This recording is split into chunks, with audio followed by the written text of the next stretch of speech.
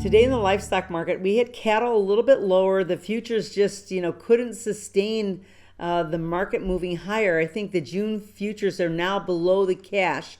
It seems that traders are just expecting the weakness in the cash. Fundamentals still seem to be relatively bullish. I mean, box beef prices still seem to be moving higher, but the futures are just having trouble rebounding.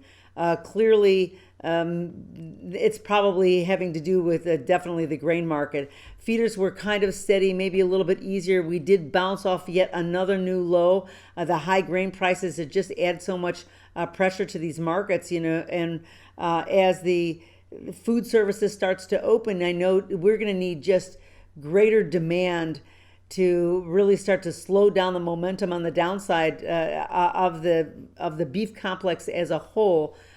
Still in all, though, I think that the demand still remains relatively strong. We just see that it's just vulnerable to other market conditions. So as we get closer, more and more into the grilling season, perhaps that will slow it down. Like right now, we've been a little bit choppy, and the feeders just, even though we were lower, we bounced up.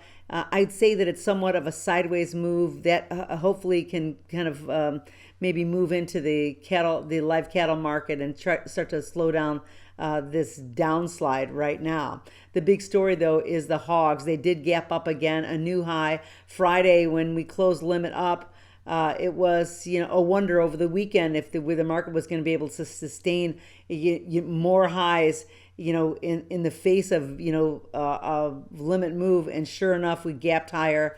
The July contract is now over, or the June contract, excuse me, is now over 113. I think that it's kind of a big surprise that we even got there. But the story is cash and cutouts are still very, very strong, but tight supplies is a reality, and that's why the market keeps moving higher.